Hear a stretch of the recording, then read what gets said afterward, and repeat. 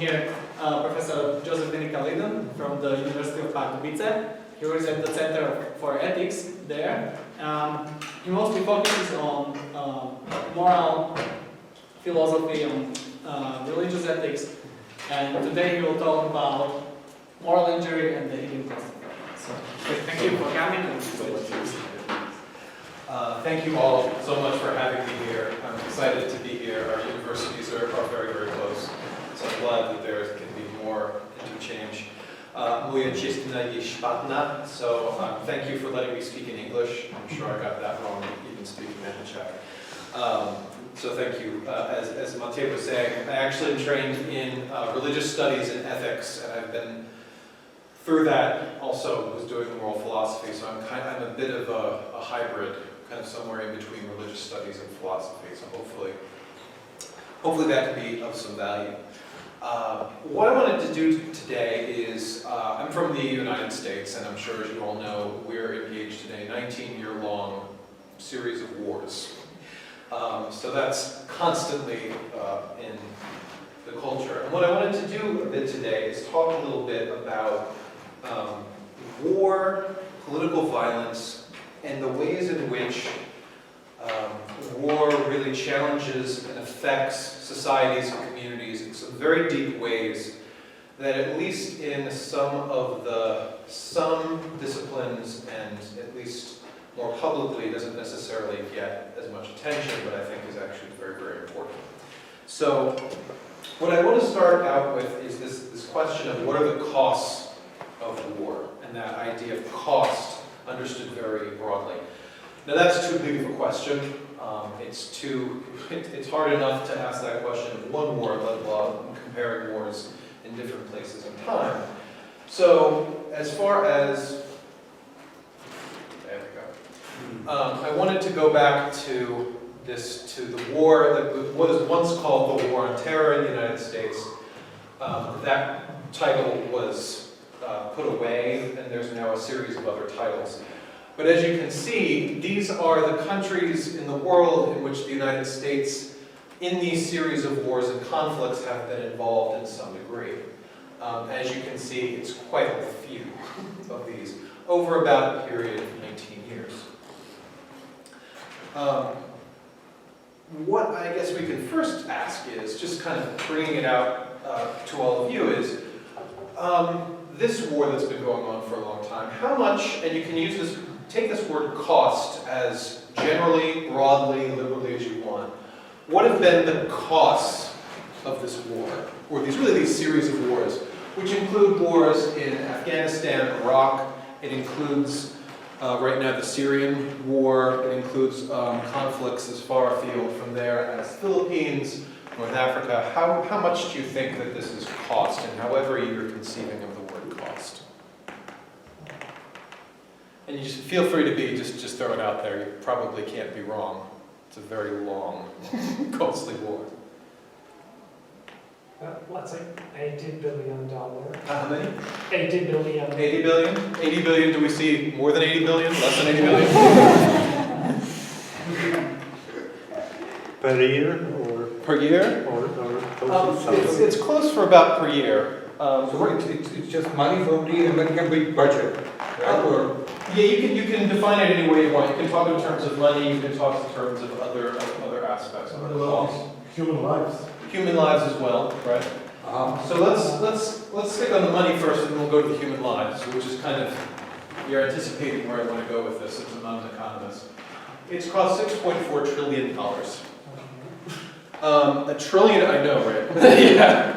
A trillion is actually a number I can't even fathom. I mean, you look at online, you look at different pictures to help you gauge it, and it's just unfathomable. About $1 trillion of these is actually just for veterans and for healing and taking care of veterans once they're back from the wars. And you can see, actually, you can't see really well, but the U.S. Department of State is very, very good in Byzantine in trying to chop up and assort and categorize the cost of this war in a lot of different pots. This is a number put together by a group called the Cost of War Project at Brown University. And it's a network of 50 scholars across the disciplines, just trying to figure out how much this series of awards cost. So yeah, 6.4 trillion. That doesn't include the interest that is going to be paid over the next 40 years, which would be $8 trillion. All of which is borrowed. All of which is, so if you have like United States credit card debt is a bad thing. We don't, together we approach this, but not quite this bad. But you also said lives, right? How many lives do you think have been lost throughout these wars? There is a question, whose lives? American servicemen or people in these territories where they intervene? So you're ruining the whole build-up of my, but exactly, right? We've brought a ringer, he's a historian of war. Oh, excellent, yeah. Well, and that's the question, right? So like, how do you define life? How do you define able? If you look at the debates that are happening in the United States and who actually gets to say what lives are counted, and actually what they're categorized as, is very, very controversial. The United States Department of Defense categorizes, in drone strikes, categorizes a lot of deaths of civilians as enemy combatants. So they kind of hide the fact, the large number of civilians killed per target, per drone. Right? So if you look at the actual lives, that was environment, they don't know. Because record keeping is not good about this. It's not good in the United States. It's also not good because the United States is, they're called contractors, but they're really mercenaries. The United States has been hiring a lot of mercenaries, possibly a one-to-one US soldier and a mercenary. And those corporations that do that don't necessarily keep track of people killed. So the estimate that the cost of war project uses is around 800,000. Now those are direct deaths that they've been able to account for. So it's definitely larger. And if you think about people who've been killed indirectly, so through starvation, disease, deprivation that's been caused by destruction of society, it's probably 4 times that amount. And that's a more conservative estimate. So these are all these forces kind of taken together. So I don't mean to, and that's not even thinking about really the environmental toll. It's not thinking about the fact that about 21 million Afghanis, Iraqis, Syrians are also displaced as well. So this has affected, in some very direct way, tens of millions of people. So when we start thinking about cost and how something like this affects society, how do we start talking about that, right? If we want to now get at, which is what I'm interested in a bit, and what my focus is a lot of this information is coming from the social sciences, which I think are very valuable. How then do we start talking about and framing and discussing how so much violence and change has transformed people individually, how they look at the world, how they evaluate things, how they see one another, how you can imagine being in relationship to another. If you've been in war with, if you've been in a war, like I've studied the war in Bosnia, where there was a lot of violence between neighbors, can you ever imagine your neighbor being a neighbor again, being somebody you can remotely trust, right? That changes not just the person, it also changes the possibilities of what can happen in a society. It changes the possibilities of the future as well. So it's looking back at this. One of the, can you see that back there? Okay. One of the terms, and I want to focus on today, that tries to get at this is this term called moral injury. Now usually if you bring up this term with philosophers, philosophers get uncomfortable with calling something a moral injury. How can an injury be moral? What does that mean? What does an injury mean? It's one of the reasons why philosophy is fabulous and also frustrating. But it's trying to get at this, it's a term that importantly comes out of psychiatry and psychology, that some philosophers and others are using trying to get at this. And we can kind of talk about the problematics of calling an injury moral. I mean, what does it mean for an injury? The best term to describe it is moral, especially moral is a contested term. So before I get into this, I want to step back even further and talk about a word that people might be more familiar with, and that moral injury was kind of defined against. All right. Trauma. These, again, are both terms trying to get at the war's effects on individuals and communities, something that's more personal, that's not just trying to get not just something that you can observe someone doing, that's part of it, but also what are the feelings? How do you actually think of yourself, feel yourself to be after war? Right? So, what is, from what you know, just kind of colloquial, just generally, what is trauma? When you hear of the word trauma, what do you think of? What are the characteristics of trauma? Do you have certain images of trauma? So my perception of what trauma is based on the literature that reflects experience of the First World War, because it was something that happened close to our protesters. Yeah. Some people, they were in trouble to sleep inside the buildings. They were cut off with their relatives. They couldn't speak with them. They couldn't share experience with them anymore. So people felt isolated and felt better with their, favorites from people that feel them with their relatives.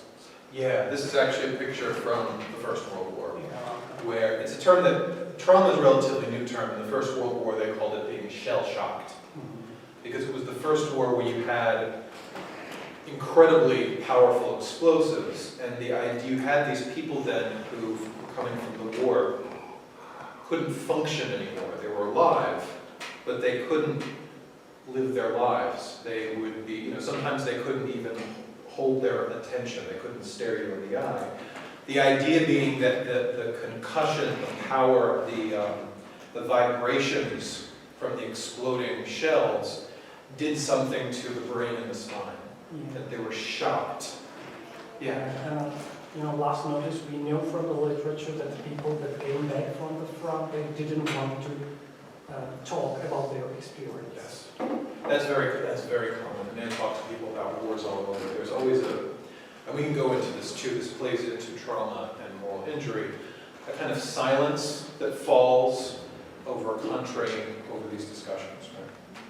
Right? So you have this feeling of kind of isolation, lack of function, anything else that kind of comes, just images or, just words that you associate with trauma, or the official diagnosis, which is post-traumatic stress disorder, PTSD, which is one mouthful.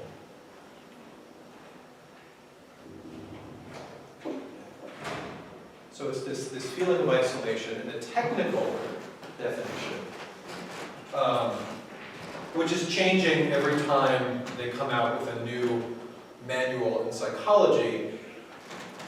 The behavior that happens afterward, because of some experience with violence, and what I'm talking about with war, somebody is threatened or experiences death, serious injury, sexual violence.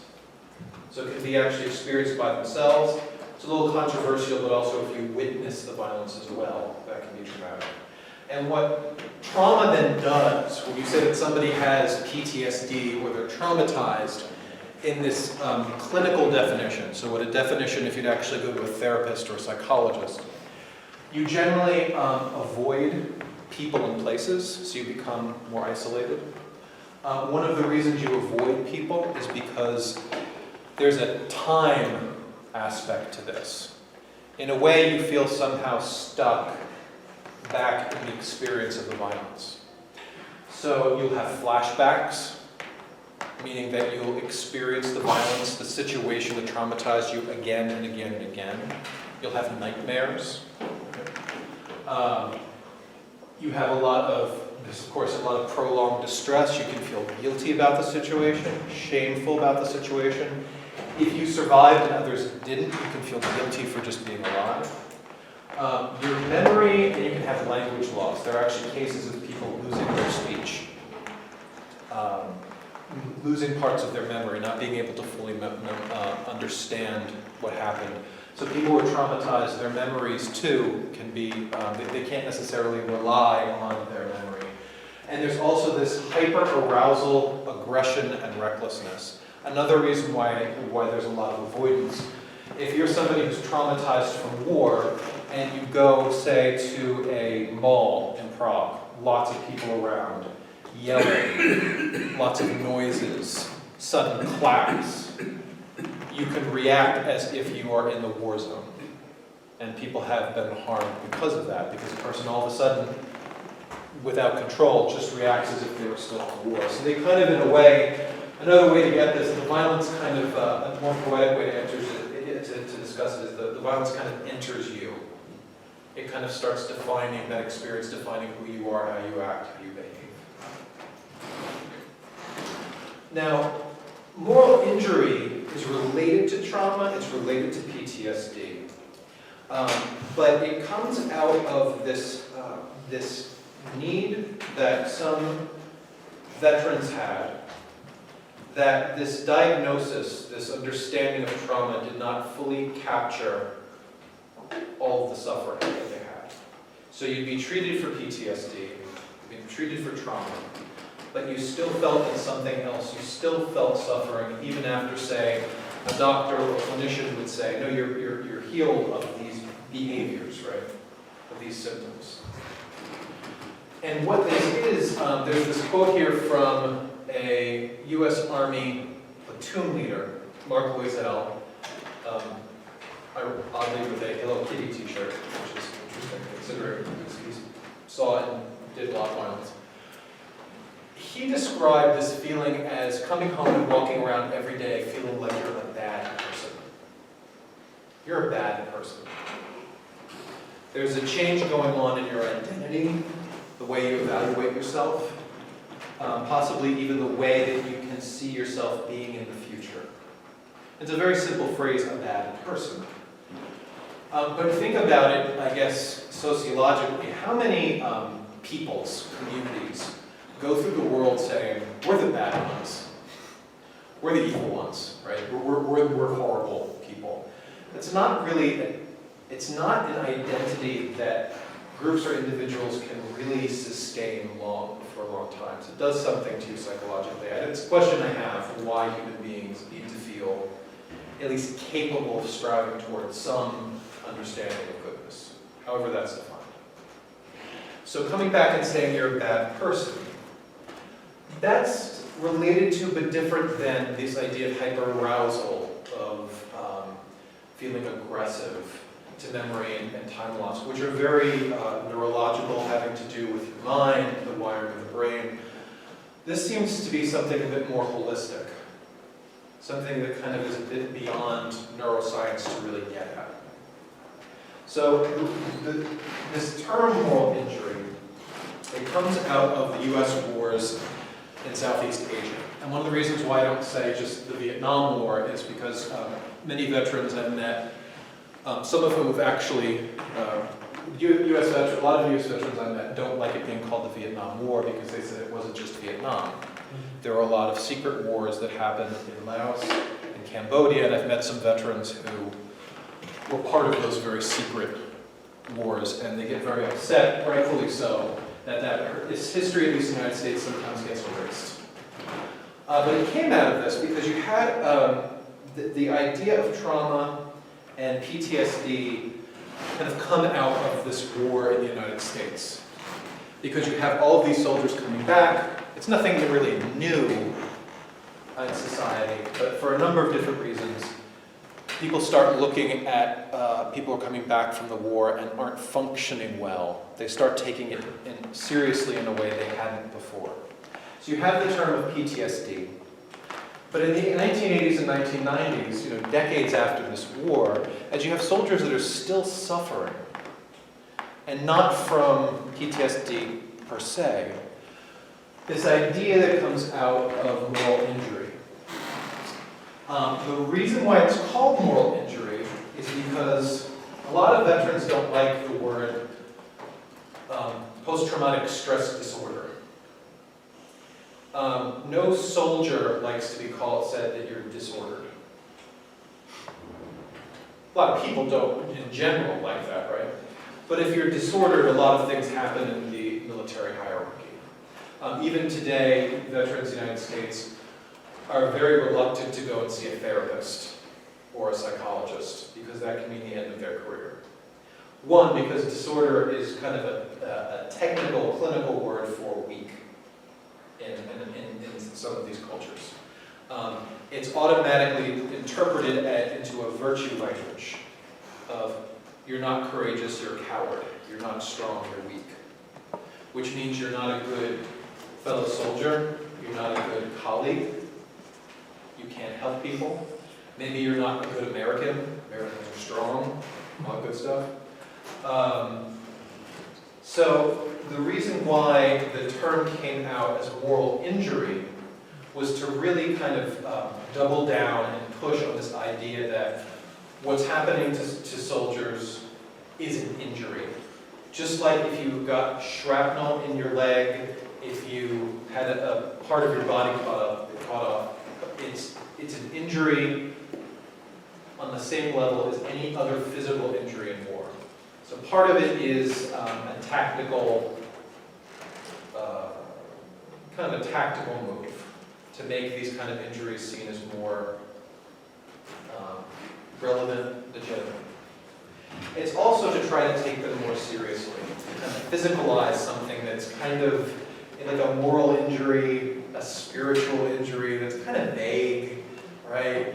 I mean, once you start talking about spirit, geist, I mean, they're ghosts, and it's very kind of hard to grasp. So it's trying to put it in physical, concrete terms. And when you start looking at it philosophically, it can get a bit difficult. But what it also does is, if there's a problem with soldiers or people having these experiences, and there's a chance that they're going to be looked on not as somebody who's been harmed, or somebody, through harming has harmed others, harming others has been harmed, and not to be seen as cowards, this idea of moral injury switches the language to the terms of this kind of moral discussion. So it kind of owns this moral language that's already been talked about, instead of trying to push it away. So instead of saying like, no, it's not about courage, it's not about cowardice, it's about psychiatric disorder, which doesn't quite fit. Calling something a moral injury tries to work within virtue language itself. Saying, no, this isn't cowardice, this isn't weakness. This actually is, to quote the Joseph Conrad novel, it's a red badge of courage, just like any other kind of injury. It's a sign of courage, it's a sign of somebody who's actually doing what they're supposed to be doing. So this idea of moral injury has a couple of different definitions. As everything does, these things are constantly debated, like every other term in academia. And the first real definition by this psychiatrist named Jonathan Shea is that moral injury occurs when there's been a betrayal of what's right. So there's betrayal from the soldier's point of view. So the soldier feels that something unjust was done. And somehow they or something that they think that is important to them has been betrayed. It's by someone who holds legitimate authority, so that's usually a commanding officer that's above them. This was, if you know much about the war in Vietnam and Southeast Asia, there was a lot of this discussion that officers didn't care for soldiers. There was a lot of feelings of betrayal. But then also importantly in a high stakes situation. So usually when there's life and death. When there's life and death is on the line. So there's a certain urgency, there's high stakes, power is involved, and it's from the soldier's point of view, of what they consider to be moral. Now there's another definition, that's come about later. This one was coined in 2009. There's a couple of waves of moral injury.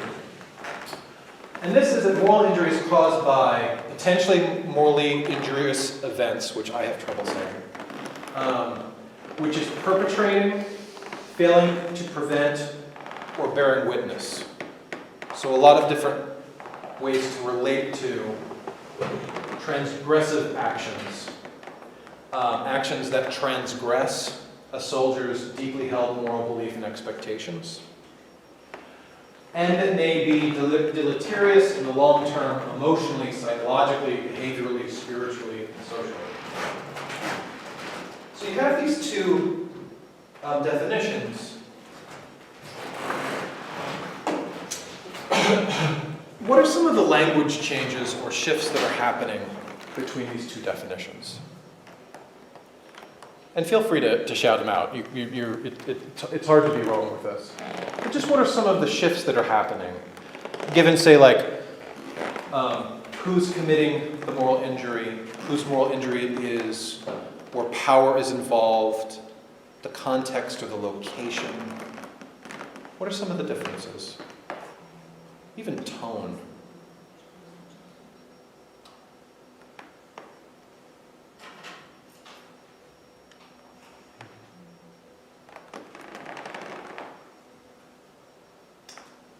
Well, the first definition seems to be targeting moral emotions and like the first person perspective. Mm-hmm. Kind of more focused on the subject's perspective, right? The soldier. Yeah, how does that compare with the second one? If you feel like from the soldier's first person subjective perspective viewpoint, how does that compare with the second one? I would say that the first one is more focused on virtues, use virtues language. The second one is more technical, tries to shift the virtue language into the technical terms, that there's something being crossed and therefore there are consequences. Yeah, there's shifting here between like how personal it is, and then also for the kind of discourse they're going for. Jonathan Shea, though he's a medical doctor, he's a psychiatrist, actually used Homer's Iliad to try to describe moral injury. So he's kind of going for poetry, classics, and whatnot. On the right, you see somebody who's speaking within academic psychology. It's a lot more technical, right? It's a much more technical language. There's also a bit of a shift here as well. Both of these are right. We could spend a lot of time on these. Where does the person who's holding legitimate authority in the first place kind of disappears in the second? Other people, the relationship that is kind of very primary to the first one, disappears in the second. Possibly also then issues of accountability.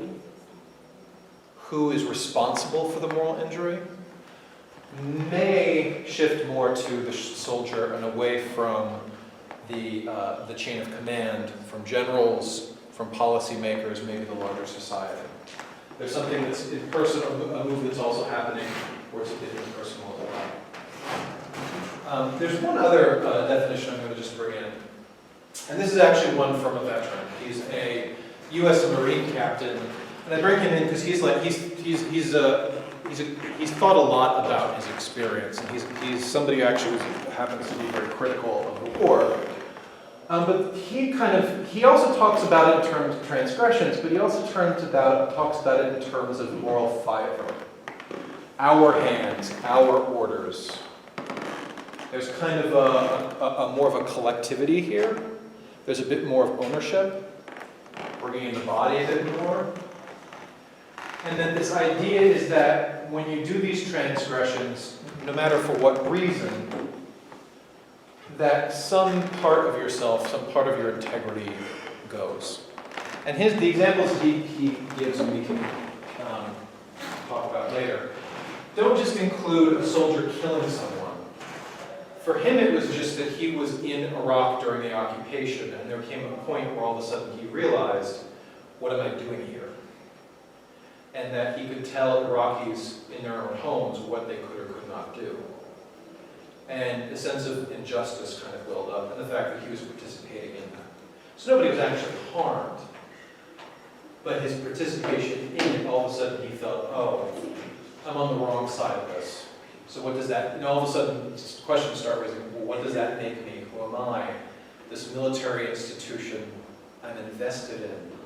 What is that? I thought the Marines were about courage and honor and virtue. Well, this doesn't seem very just or virtuous. What does that mean? All of a sudden, his worldview is kind of thrown up in front of him. Now, one thing I do want to go back to and kind of shift from this is this element that's a focus on the soldier and this idea of moral injury on the soldier. So who's left out? If we're talking about, this goes back to your comment at the beginning. If you're talking about costs of war and who's harmed and who's responsible, there's a focus on the soldier. Who's being left out of this? And it goes back to what you said, kind of everybody else. If we go back to that chart, way back here, the number of U.S. troops that it seems is 7,000, compared to a whole total of 800,000. So this idea of moral injury, so far, it's being pushed out a bit more, is that it's been focused on veterans, largely because veterans come back, psychologists in the United States, psychologists are dealing with them. They're not sociologists, they're not anthropologists, they're not philosophers, they're not kind of thinking of the larger context. They're looking at the person in front of them, and they're looking at the behaviors and symptoms of that person and trying to cure those symptoms. So they come up with a term, moral injury, to address that. But when you start kind of looking at larger war in its larger sense, this seems woefully inadequate.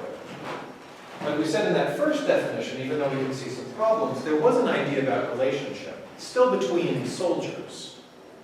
One of the things that the soldier I had up here before, Tyler Boudreau, had said, you can't have moral injury, he was talking about his context in Iraq, without Iraqis, without civilians.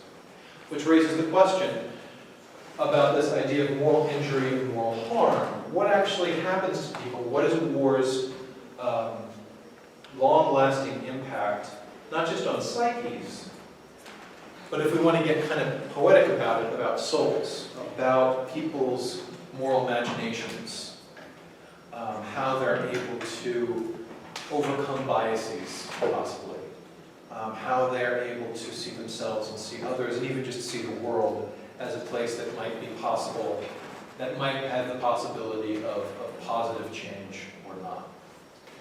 This is really important because if you start looking at Vietnam, there were over 2 million civilians killed during the war, an entire country destroyed. That's similar that's happening in Syria now, where you have about, let's see if I put these numbers here. You have about 12 million people in Syria who have been displaced within and without the country, in a population of 18 million. So the majority of people in Syria are no longer in their homes. And think about what that does to just communities, your daily life. All of that is gone.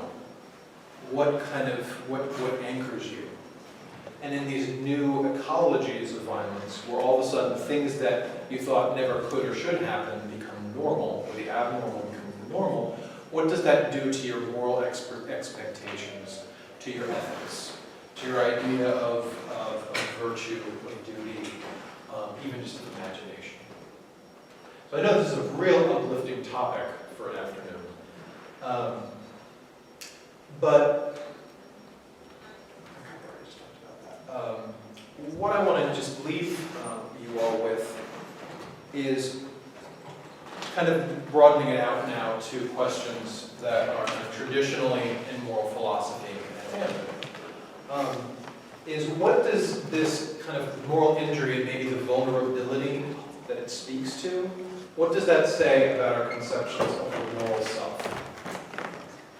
Are there type of ways constructed the self in philosophy, are they up to the task of accounting for and describing these experiences? Or do these experiences, in a way, challenge those conceptions? Is the fact that people get traumatized, is there, kind of put it in a weird way, do our conceptions in philosophy have to be kind of traumatized a little bit and changed? How, especially when you talk in terms of responsibility, in terms of agents, and in terms of character. Not always, but there actually in philosophy is not a lot of literature on moral injury, but not even on trauma, and trauma has been around for a few decades. What does it do to, when doing philosophy and speaking about or assuming about a self, are the selves that we're talking about that have agency, that can act, that have to be responsible for things, that are in relationship, these notions of character, which generally, not always, but generally have been seen as, if not immovable, still pretty strong, and if not unchanging, relatively hard to change. You see in situations of warfare where people, their identity, their sense of responsibility, notions of character, change radically and quickly, and are durable over a long period of time. So can these, our conceptions of character, responsibility, agency, kind of rise to this challenge? There's also, if you want to talk just from my place in ethics, if you're talking about just war and peace, just war, in the framework of just war, doesn't really talk much about, doesn't talk from the first person perspective. It talks from a perspective of certain principles that have to be met by official states in order for a conflict to be just. How just can a conflict be then if you are harming people's moral selves? You could say the basis of justice. How can you then, does this challenge some of these ethical frameworks with dealing, try to deal practically with war and whether to engage with the war? And part of this too is, how do you talk about this in a way that's general when this is a highly subjective term? With PTSD, PTSD is a diagnosis. You have somebody who's trained as a clinician or a doctor, can observe you, can say, yes, you are traumatized, and then treat you accordingly. And then can try to measure the effects of that treatment. I mean, that's a bit too simplistic. There's a lot of discussion and controversy over trauma. But with something like moral injury, how can a trained medical doctor or psychiatrist say that somebody is injured in a moral sense? What kind of expertise would that take to be able to diagnose somebody morally, or as some people who talk about moral injury say spiritually in kind of a broad sense? What kind of injury is that? And then what kind of healing does that require? What kind of expertise and what kind of authority can actually be brought to bear around that? So I leave it with a lot of questions and trying to open it up to see if this concept of moral injury has any purchase with anything that you think about, with your work, with your studies, things that you've thought about. It's a relatively new concept. But one that's trying, and we could talk about its inadequacies, trying to get at this idea of these hidden costs of war that a lot of people are dealing with, as at least the United States is now in the longest war in the 21st century so far. So that is it. Thank you very much for listening, and thank you for letting me clap around.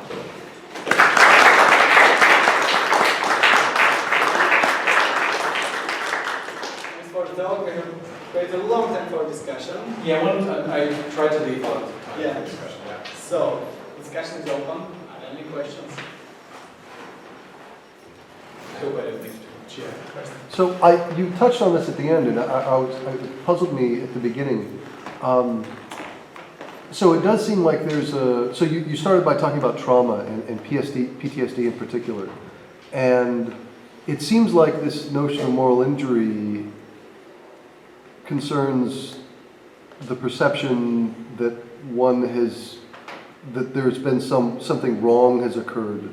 And PTSD, being shell-shocked, is not necessarily going to involve that, right? The person who's, in the trenches in the First World War and really thinks, we got to stop the Germans, might not feel that anything morally wrong occurred. Yes. It's just that, the experience was so traumatic that it leaves an impression. Yeah. So, I guess I'm just, is this isn't, moral injury is an attempt to replace this notion of trauma or PTSD, but it's of the same kind, or it supplements it in some way by... Yeah, no, thank you for that question. The reason I brought up trauma is because it was defined against trauma, but as you said, not to replace it. And it is for that reason exactly. Trauma doesn't have to have any necessarily moral aspects to it. Soldiers can be very much believe in the cause of their war and still be traumatized. So trauma is usually seen more as a physiological, something that's happening to your nervous system, your body, that's kind of separate from these questions of moral evaluation. Trauma itself actually, not the term, but the idea started actually in the 19th century during the rise of locomotives and trains. There was a famous train crash, and people came out of it, and they were fine physically, but they couldn't function anymore. And this is where this idea of there's some kind of jarring that happens of the spine and the brain that then affects your nervous system. You become, nervous because you look anxious. You can't quite function. And so that kind of goes into this idea of trauma. So it really comes from a physiological, physical place. Moral injury comes as partially a critique of trauma, but not to replace it, to say that trauma does not get at this aspect of when somebody just doesn't come away feeling that their nervous system is not working. It's that their whole worldview, the way they see the world, has been turned upside down. The good people are the bad people and vice versa. Places where you thought were like schools of virtue are now seen to be schools of vice. Your country that you thought, this is a big narrative in the United States, the United States does good in the world. And if you're soldiers, there are soldiers who go out and come back believing that. There are some soldiers who come back and say that's the exact opposite of what's happening. And I've written a lot about that discussion and the activism that comes from it. So you actually get with some moral injury, it's not just a moral injury, it has a very strong political dimension, as you can imagine. And what we haven't talked about here is that they're also taking, just like they have with trauma, expanding the notion of moral injury beyond just the war zone. Even talking about nurses having a moral injury with what they experience. So, but still having that moral dimension. So thank you for that. Well, thank you very much for the interesting presentation. My question is, when you studied the moral injury among the veterans, are there any significant differences between veterans they came from the war and POWs they came from? Oh, that's... I don't know. That's a good question. They just start, because a lot of the soldiers that I've looked at were not POWs from the current wars. Because there were many more POWs in the war in Southeast Asia and Vietnam. And people have just started to go back and look at those records. And I don't think they've gotten to the point where they have distinguished between them. But it's an interesting question. Were you thinking of certain differences? Were you expecting certain differences? Yeah, With that so, question? because some symptoms you just presented are similar with the experience from the people they survived from the Holocaust. Yeah. So from the not only Holocaust but concentration camps, and these POWs, again, especially in South Asia, were in South Asia and were in Korea, were built up by communists. Basically, they were concentration camps, and some soldiers were pushed to accept communist view of the world, or something like that. So that their experience must be really, really harsh. And there might be some causes for that, because concentration camps or these camps for prisoners are specifically built up to break down POWs. Yeah, it depends on the POW camp, right? If you have, in some of these wars where it was very, very heated, especially like in Vietnam, where the United States and the French were seen as, interlopers, imperial powers who didn't belong, as unjust. There was a lot of violence back toward the foreign soldiers from the United States, right? Some POW camps are never pleasant, but they always range, right? And then you have, like you said, the idea of the camp from the Holocaust, which is there's similarities, but is also a very distinct kind of institution. It has a lot of similarities with the Holocaust, because people, especially a lot of the camps during the Holocaust were, I don't want to say they were created to, but because it's a complex history to them, but they were, the way they came about was to denigrate the people inside, right? And I think this is where a very clear parallel with moral injury comes in. If you think about another difference between trauma and moral injury, you can be traumatized just by somebody doing violence to you. With a lot of moral injury, it's more a sense that you have done something, or you've witnessed something, but you're more of and this is why it's more moral in a way. You have agency in this, right? And so one of the things that in a lot of the concentration camps was not just to have prisoners, but to have people part of the system. So actually, you would have concentration camps where inmates would rarely see, say, an SS or a German guard. By a certain point, it was all run by the prisoners themselves, by POWs as well. And so it was hard then to say that anyone else was wrong but yourself, because you did this to stay alive, right? There's this line from both. Who was the writer? Oh God, I'm forgetting everything now. But there's a famous line actually by two writers from the Holocaust. Who wrote The Man's Search for Meaning? Frankel and Elie Wiesel, I think both said this, which is the best of us died in the camps. And that's a reflection on those of us who stayed had to compromise who we were, what we valued in order to survive, right? For good reason, because the only way you combat genocide is survival. But it does have that hook where you have a hard time being righteous over your captor when you've been made part of the system. And I think that's for some soldiers, this is where the political side comes in. They feel like they have participated in injustices. And so they're angry maybe at the politicians, policymakers. They may be angry at people at home. This is somebody like Tyler who drove here.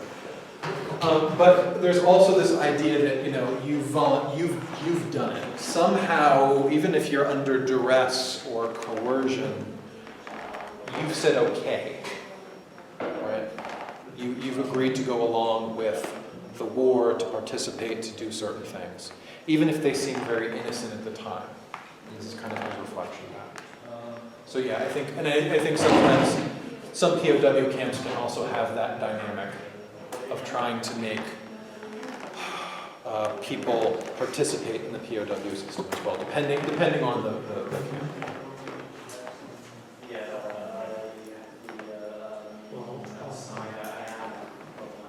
Another question, how do you think that there might be a reason for all these feelings? Because I visit these soldiers today because they are still on our focus. Even these soldiers, they were fighting with the cameras on the top of their helmets, so they are in situations where stakes are high, and people from behind are watching them instantly, and they judge them according to some principles. They are might feel really adequate to the situation. So how these soldiers feel, how they feel about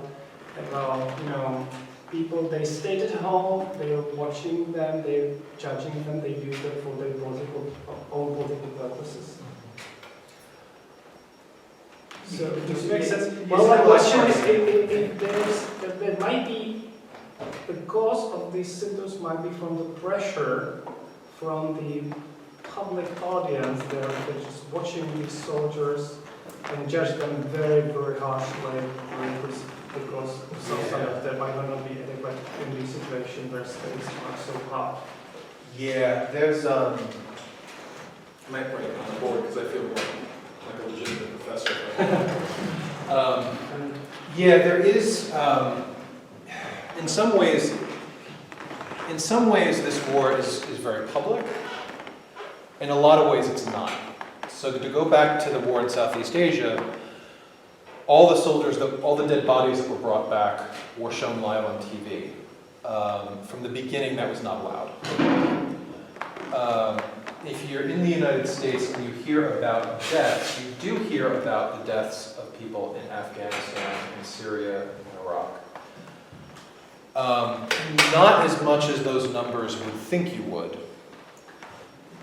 And it's hard for a lot of people in the United States to know actually who's being killed, because they'll say like, oh, we killed X number of insurgents in Yemen. But then a month later it comes out like, well, no, you didn't. You actually killed a wedding party. So the 50 people you killed had really nothing to do with this, right? And so there's this kind of there's this confusion that happens with these numbers and these debates, right? And it's not many people in the United States are actually in the war. It's less than 1%. So a lot of people kind of ignore it. So in a way, they are being focused on so much, and they're not. And that's, I think, the same with the people in the countries as well. They're being actually focused on even less. So you do have, going back to your idea of this pressure, you do have in the United States this ritual that some soldiers love and some soldiers detest. And that's when you meet someone, they find out you're a veteran, you say thank you for your service. Now somebody like Tyler Boudreau does not like that. Because one, if somebody says thank you for your service, you could say you have no idea what I did. You have no idea what's going on there. And we shouldn't be there. This is nothing to thank anyone for, right? But if you actually try to say that to somebody, you could then be seen as, one, a coward, or not a true patriot, right? So there's this interesting institution, this practice in the United States, where veterans are thanked, but if veterans are critical, they can actually open themselves up to vulnerability. And that kind of social pressure we're talking about. There are other veterans who are like, yes, I did sacrifice. I've done a lot. The people I was with, there's one veteran, I was at this conference in Pittsburgh in the United States, and I was talking about the people like Boudreau who are now political activists. They tried to educate about the war. And it was interesting because a lot of the young veterans from these wars seemed to like the lecture, but there were a couple of men from Vietnam War who did not. There's a lot of reasons for that. But one of the things he said is, I just went back to Afghanistan with people, and we took up tank mines that had been left by the Soviets, meaning, left by the Soviets, and they'd been killing people, and we finally took them away. So he felt like I went and did something good, and you're saying that I am an awful person, right? We go back to this moral thing. So it's very, part of it going to what you're saying, there is pressure because it's very difficult, especially for veterans, to talk about this in a critical, reflective way without running afoul of these lines that go through the culture and through society. What's interesting too is there's almost no space for people from the countries that have been affected to have any kind of voice in the United States. It's for many logistical reasons, but for other reasons as well. So yeah, does that get it kind of what you're... Thank you. Oh yes, sorry. That's it. Thank you. Thank you. I was wondering, this is like, not a pointed question, I guess, but the relation between moral injury and like dirty hands. Yeah. There's one thing you might think is some of these cases involve somebody, like this plaintiff, the way Boudreaux is coming to find that the cause is fundamentally unjust. In which case, there's this kind of instability of thinking of it as like a badge of courage. Like, I was thinking about the example that it's like, oh, it's a kind of injury like other kinds of injuries. And this could be useful to soldiers because then it makes it easier for them to talk about it. But if you thought that it was like this, it's hard to talk about it as a badge of courage because you feel like you've been compromised in some like fundamental way by it. Yeah. But there might be other cases where it looks more like a kind of dirty hands case where, yeah, I've had to compromise my integrity in the service of something that I still think was good.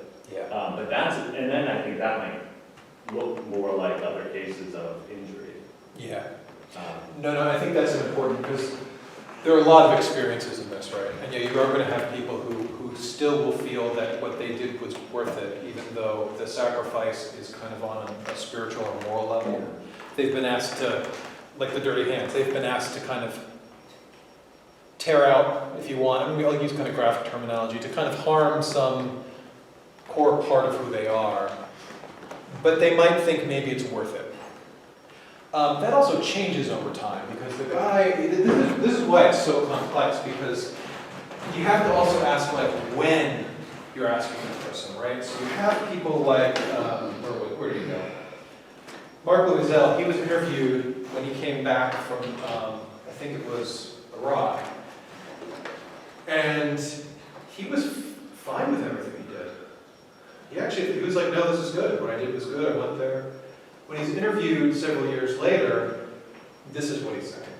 And he also, there was another quote in there basically saying that, they sent us over there to murder, like, what he says, what did he say? To murder people's friends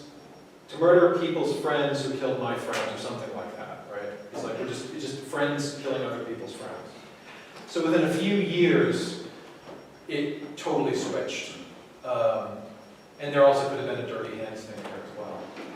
So yeah, it depends not just on experience, but then these are all terms that get very muddy because person's experiences and understanding of war change. Like in the US, you now have US veterans of World War II who are now showing signs of PTSD, trauma, which they hadn't before. That could be because they're at the end of their lives. Maybe it's kind of a moral injury, they're regretting things. Maybe it's just because war is a lot on TV. Like we've been fighting a 19-year war, maybe it's kind of bringing things up. So yeah, these are, I wrote one paper where I looked at kind of dirty hands being something that, and it's not just this, because as you're saying, soldiers and others, civilians can feel this idea of dirty hands. But you can also look at the relationship, if you're looking at it as kind of institutional, as a policy maker and feel like I'm dirtying my hands by doing what's needed to be done, right? These insurgents in Yemen need to be taken out in a drone strike, but I'm willing to do that, right? And so some people it can be a sign of virtue. For other people it can be a really serious thing of I'm doing a wrong to do a right. But then in that case, they're always asking a soldier to then go and do it for them, right? So then there's also, when we talk about dirty hands and moral injury, there's a possible way to talk about it as a way to talk about the power difference between people who make the policies that turn into war, and then the people who actually have to experience the policies. So that's another way of doing it too. All of that just to say, yeah, I think it's a really good question, and it's one I'm trying. The more I kind of get into it, the more squishy and difficult it gets. But yeah. Preston, another question? Yeah, so about this that some folks resent being thanked for their service.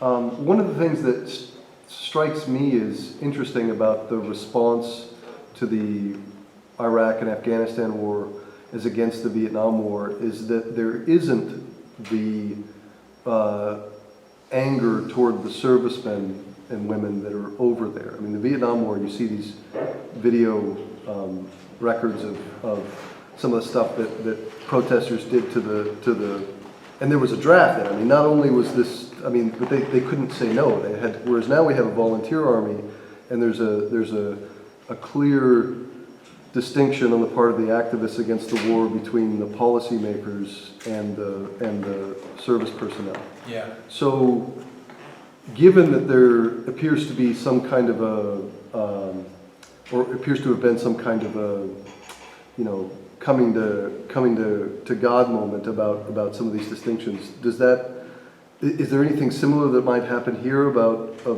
the concerns for moral injury that these service personnel are expressing? Is it for the newer veterans? Yeah. I mean, might there be another sort of turn of the crank where we'd say, oh wait, there's something here that we're getting wrong in the way that maybe they were getting wrong in the protest of the Vietnam War that might offer. Do you mean the way that they're being viewed? Or you're just kind of asking kind of I'm asking very generally. I mean, what made me think of it was this idea that some of them, they get sort of irritated when they're thanked by folks for their service. But that itself is already, as against the Vietnam War, quite a striking difference because... Yeah. No, that's true. I mean, that's one of the huge cultural shifts that happen in the United States of how the populace views soldiers.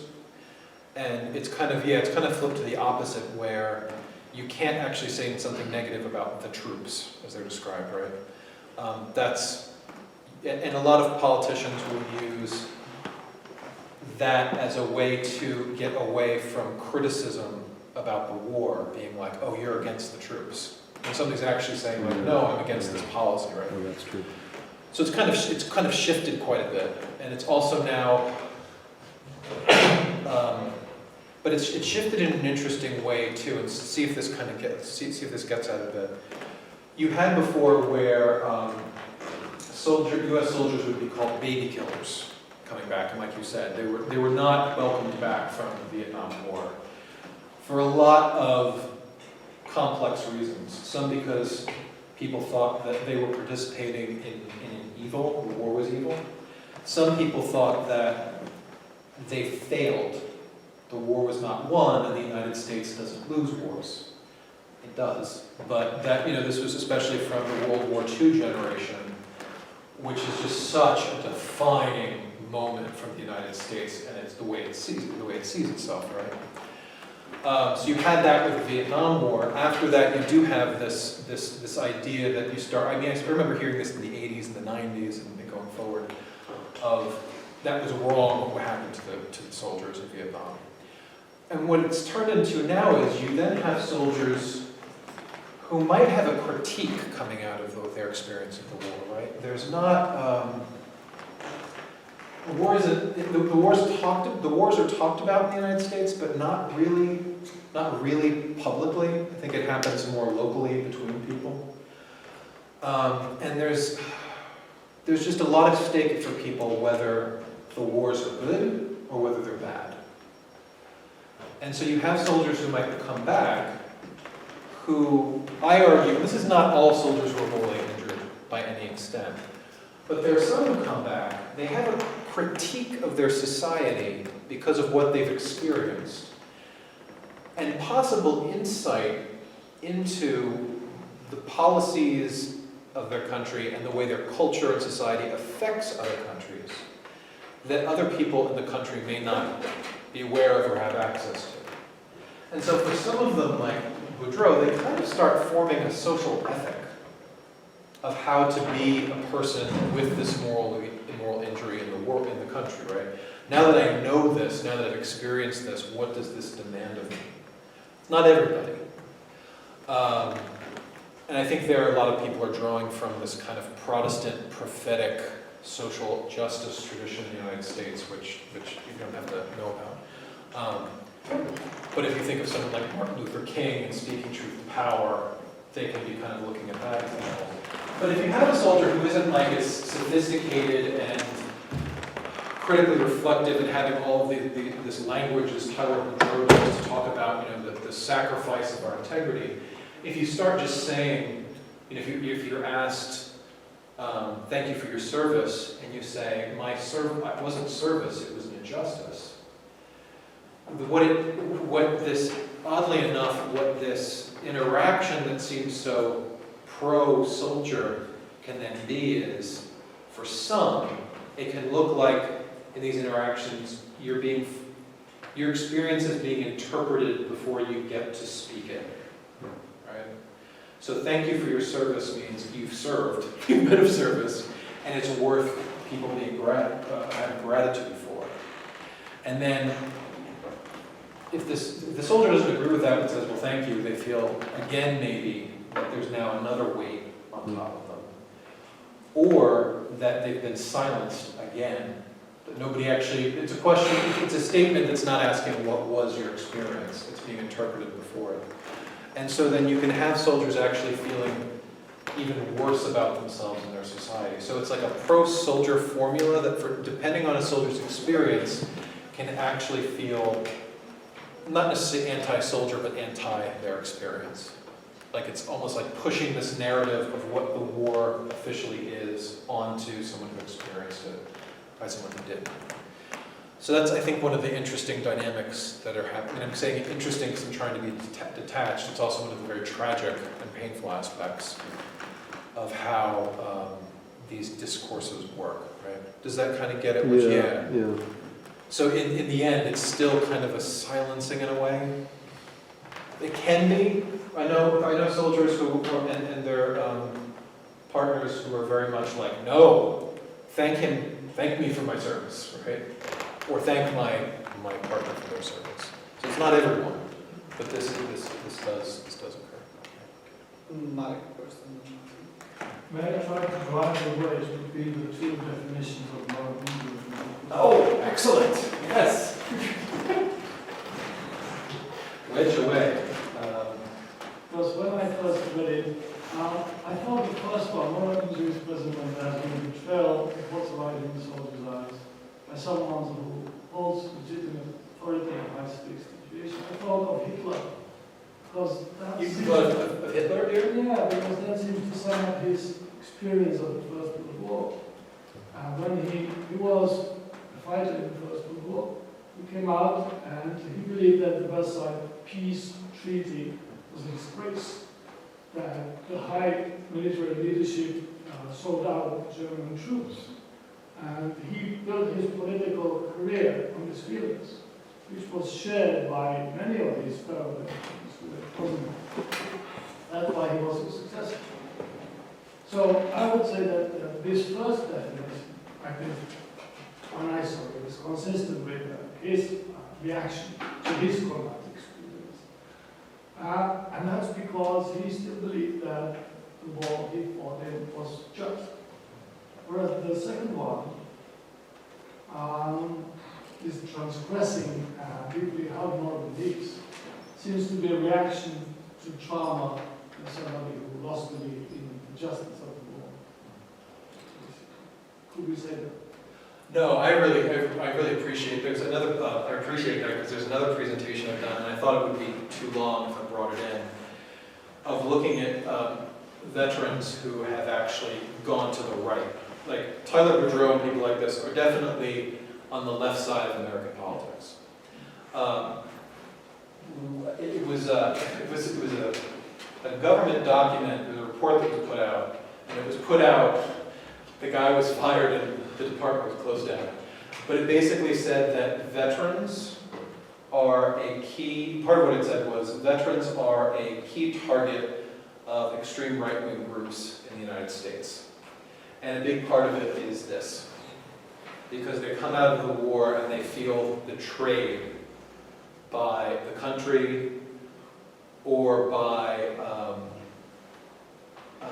certain leadership.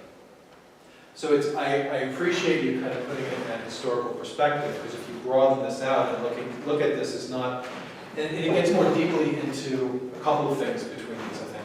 This is a very political, this can be a very political definition, right? Mhm. It's talking about relationships within institutions. It's talking about power and authority over someone and responsibility and the very real and deep consequences when those bonds are broken or betrayed. That word betrayal is one word that really packs a lot of history into it. And this idea of authority and power. And when you're saying like in a high stakes situation, it's kind of, I don't know if it's tiptoeing around, but it's not really saying within a like within war, which is a deeply political institution. And soldiers are, you don't think of them, but they're kind of like the very tail end of policy making. They actually execute a militarized foreign policy on the ground, right? They're part of it. We don't, at least in the US, we don't usually think of them that way. So they're inherently political in their roles.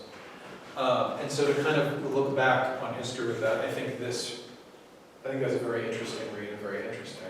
Because I think when you then, and I've written a paper on this, when you go to this, all of a sudden the political is taken out of it. Oh, why? I think the secular is also political, but in the opposite way. How so? Well, because suddenly it says boundaries have been transgressed that shouldn't have been transgressed. Yeah. In carrying out this policy. It's interesting though, does it talk, in this definition, does it refer actually to any of the institutions or any of the relationships in which policy is made? No, but it talks about the acts that were committed in the war, which you said is a political enterprise. Yeah, no, that's my argument. It's just, I found this interesting reading a lot of the moral injury literature, that this definition and definitions based on it always talk about what the soldier did and what the soldier did wrong and the soldier's beliefs, to an extent where the relationships in which the soldier is working, both political, social, institutional, kind of get pushed to the side. But that's been my reading and my critique.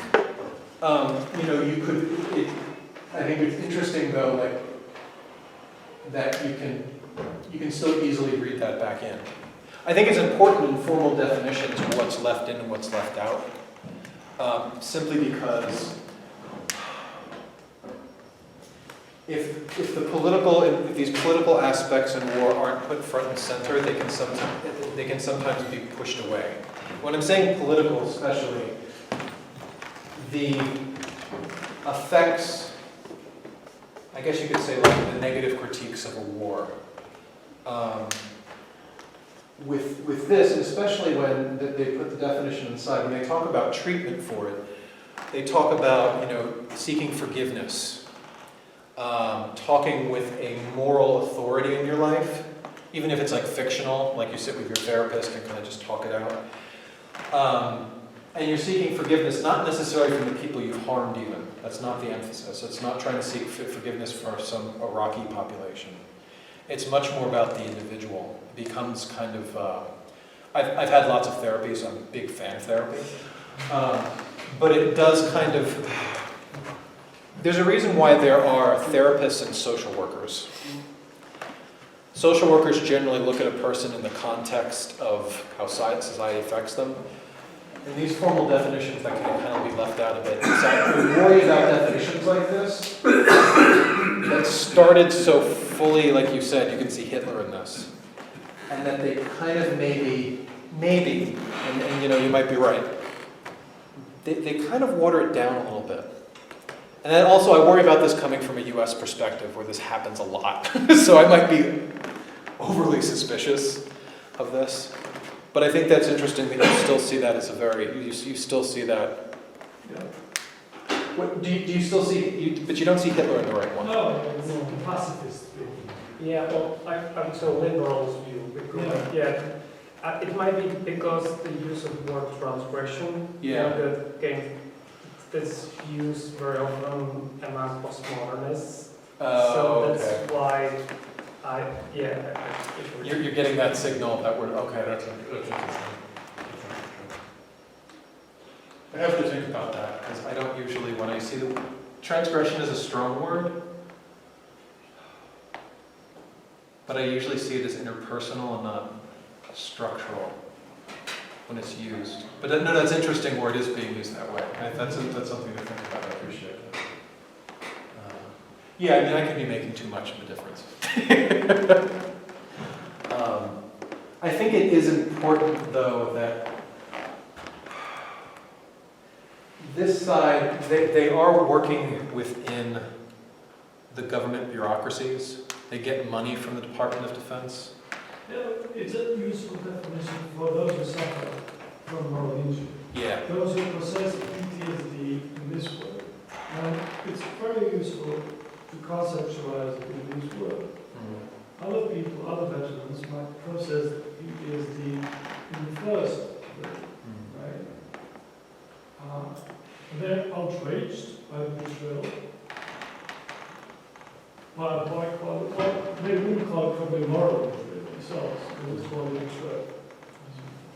Well, it's interesting too with that, because I wonder too if you have, I was talking to a major in the Czech army who was saying like, oh yeah, you don't go abroad serving until you're like in your 30s, until you've had some experience. And because of the United States and the huge reach of its military, you can go into war at the age of 18. One of my concerns with this, and I do think it's a good definition, and you need, I think, multiple definitions for this, and we probably need multiple terms. We've already got that with like dirty hands, moral injury. I think it's more, especially then when you start talking about whole populations. We don't necessarily have a fabulous vocabulary for a rich vocabulary for describing that. But what I worry about with this is if you have an 18-year-old who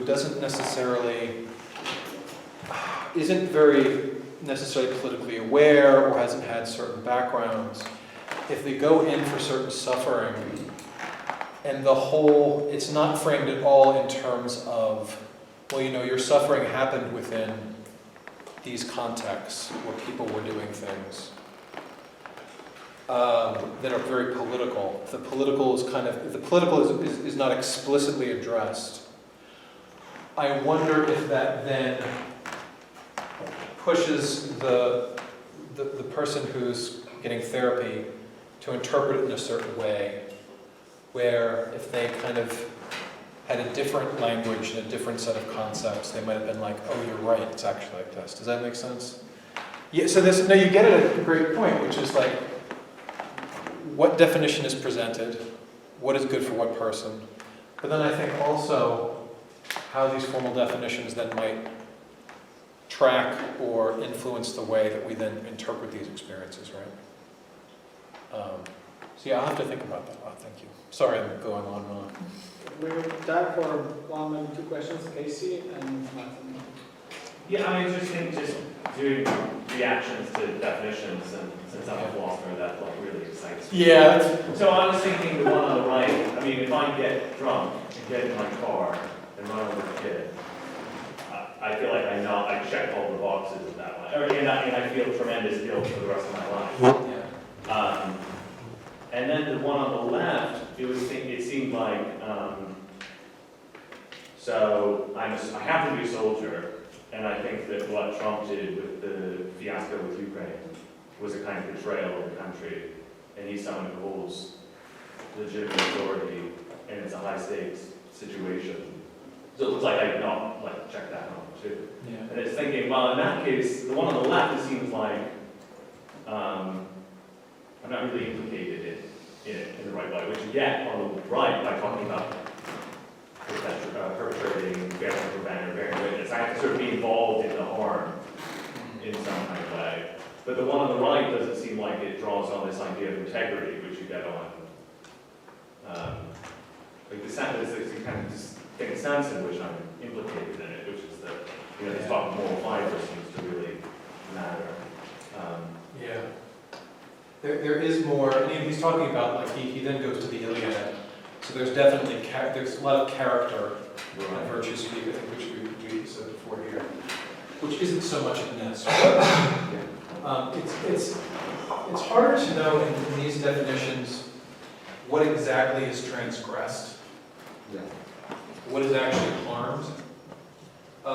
Shea, in the first definition, can talk about its undoing of character. You can kind of fall back on that whole vision of the person, right? With this one here, well, it's just a different discipline, right? I mean, moral injury, you're not going to be able to track it neuroscientifically, and it's really looking at symptoms. So it's not really necessarily concerned to kind of, I mean, there's assumptions about the self, but it's not necessarily trying to, the way Shea is also kind of philosophically inclined. He doesn't go, it doesn't go necessarily as deep as that one.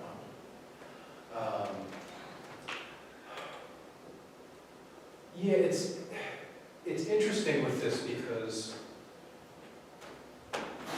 this one is definitely context of war, right? But as you said, this one goes toward, I mean, it's, if you think about it in terms of agent regret, Yeah. right? On something, you know, and different variations of this. So it might be, one question is, especially because, one question is, are they talking about the same thing, right? If you take war out of, the whole context of war out of this, so I didn't talk to you about war, would you necessarily see it in there? Are they talking about the same thing? If they are, is it good that they're talking about different aspects of it, or are they getting it wrong in a certain way? Right?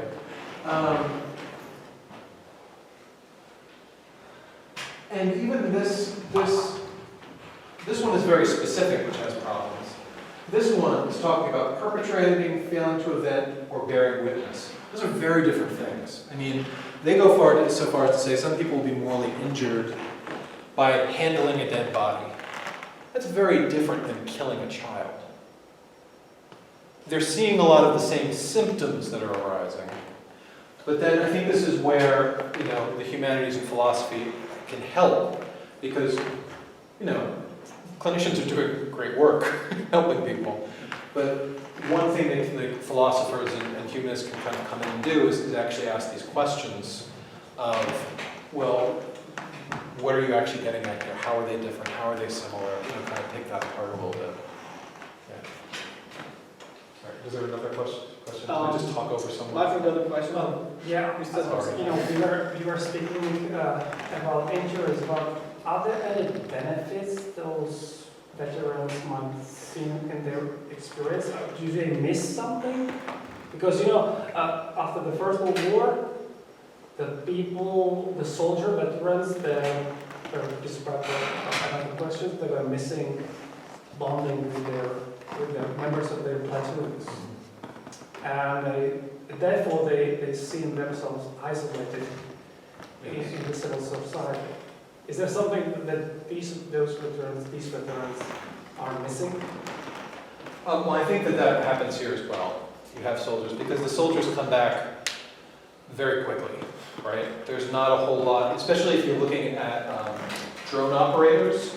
You're sitting in a cube in Colorado or in a certain area somewhere in the world. You're using a drone.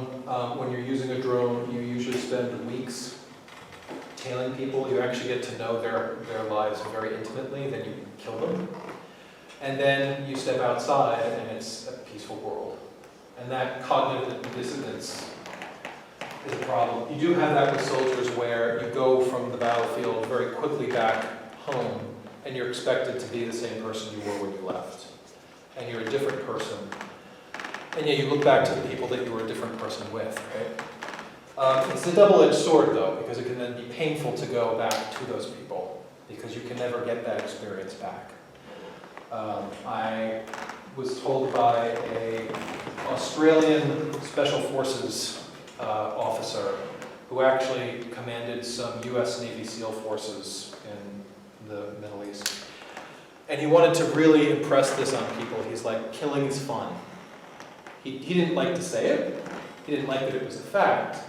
But he said it's incredibly enjoyable being in power. This is something that General Mattis, who was, I think, losing track, he was like Secretary of Defense for a little while, or National Security Advisor, something like that, he was general. And he said that, he's like, war's fun. Not for everybody, but for a lot of, this is one of the things, it's the most exciting experience you will ever have in your life. And to come away from that, some people then feel a loss of that, right? They feel a loss of some sort of certain quality of life that's gone. Some will come away from that feeling incredibly shameful and guilty, that they're now a person who enjoys killing. Not everybody. So there's a lot of, it's such an intense experience. I think there's a lot of loss that happens. And it's very complex. Yeah. Does that get it, what you're... Yeah. Yeah. Well, thank you all so much. I really appreciate it. Thank you for coming.